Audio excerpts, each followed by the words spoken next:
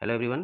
आज का हमारा टॉपिक है धान की खेती का परिचय, इंट्रोडक्शन टू पैडी कल्टीवेशन, जिसके अंतर्गत हम धान की खेती के सामान्य परिचय का अध्ययन करेंगे, सीखेंगे। तो चलिए स्टार्ट करते हैं। धान, जिसे हम चावल के नाम से भी जानते हैं और जिसका इस्तेमाल अथवा प्रयोग मुख्यतः भोजन के रूप में किया जाता है। धान अथवा चावल की खेती की बात करें तो इसकी खेती दक्षिण एवं पूर्वी एशिया महाद्वीप के देशों में किया जाता है।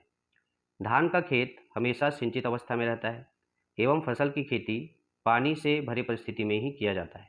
जहाँ पर भी धान की खेती होती है, वहाँ पर धान की बुआई के पश्चात एवं कटाई से कुछ दिनों पूर्व धान की खेत में पानी को भरकर रखा जाता है, अर्थात धान की खेत हमेशा सिंचित अवस्था में ही रहती है। आगे है, धान की खेती अभेद्य उपमृदाओं में किया जाता है, जहाँ पर खेत के चारों ओर मिट्टी के मेड़ बनाए जाते हैं ताकि अगले 3 महीनों तक फसल अवस्था के दौरान लगभग 10 से 15 सेंटीमीटर पानी का स्तर खेतों में बना रहे। जहाँ पर भी या जिस स्थान पर भी धान की खेती की जाती है, वहाँ पर खेत के चारों ओर मेड़ का निर्माण किया जाता है ताकि धान की खेत में जब पानी भरा जाए या सिंचाई किया जाए तो वह पानी उस खेत से बाहर ना निकल सके। जैसे कि हमने ऊपर पढ़ा कि धान की खेत हमेशा सिंचित अवस्था में ही रहता है।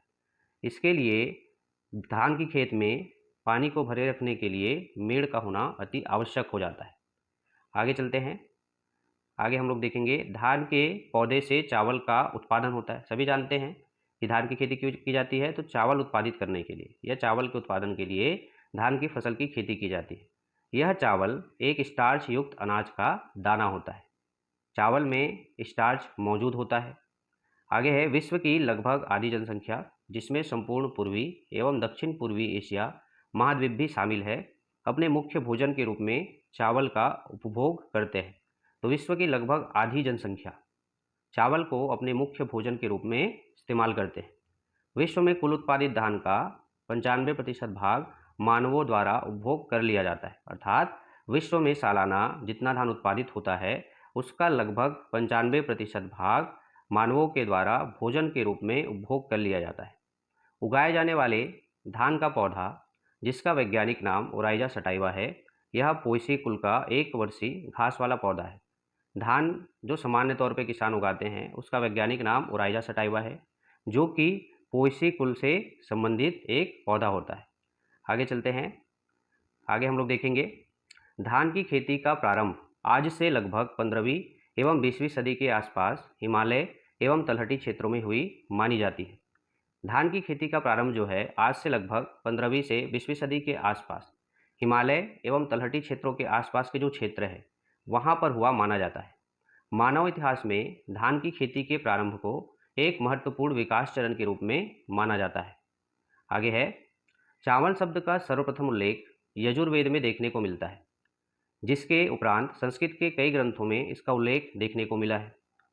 भारत में पाए जाने वाले 4 ग्रंथों में से मुख्य ग्रंथ यजुर्वेद, जिसमें चावल शब्द का सर्वप्रथम उल्लेख देखने को मिला है। इसके उपरांत संस्कृत के और बहुत सारे ग्रंथों में भी चावल का उल्लेख देखने को मिला है। आगे चलते हैं।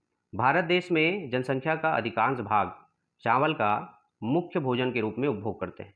भारत देश की बात करें तो भारत देश एक कृषि प्रधान देश है, जहाँ पे मुख्य रूप से चावल की खेती की जाती है, जिसका उपयोग मानवों द्वारा अथवा भारत में बसे लोगों के द्वारा मुख्य रूप से भोजन के रूप में किया जाता है। आगे चलते हैं। धान का पौधा एक बीजपत्री वार्षिक पौधा होता है, जो पोएसी कुल अथवा घास कुल से संबंधित होता है। धान का पौधा इस प्रकार का पौधा है, तो यह एक बीजपत्री वार्षिक पौधा होता है, जो कि 1 वर्ष के अंतर्गत अपना जीवन चक्र पूर्ण करता है। धान के गुणसूत्र क्रमांक की बात करें या गुणसूत्र संख्या की बात करें तो धान का गुणसूत्र संख्या 2n बराबर 24 होता है। धान के पौधों की ऊंचाई लगभग 0.5 से 2 मीटर तक हो सकती है। धान की विभिन्न प्रकार की किस्में वर्तमान में उगाई जाती है, जिनकी ऊंचाई अथवा लंबाई अलग अलग होती है। तो लगभग धान की ऊंचाई 0.5 से 2 मीटर तक हो सकती है। आगे है, धान की खेती काफ़ी श्रम प्रधान है, अर्थात धान की खेती में बहुत अधिक श्रम की आवश्यकता होती है तथा इसकी खेती में सिंचाई हेतु पर्याप्त जल की उपलब्धता अत्यंत अनिवार्य है। जैसे कि हम पहले चर्चा कर चुके हैं कि धान का खेत सिंचित अवस्था में ही रहता है, वह पानी से भरा रहता है। इसका तात्पर्य यह हुआ कि धान की खेती के लिए जल की उपलब्धता अत्यंत अनिवार्य होता है। आज के वीडियो में बस इतना ही। धन्यवाद।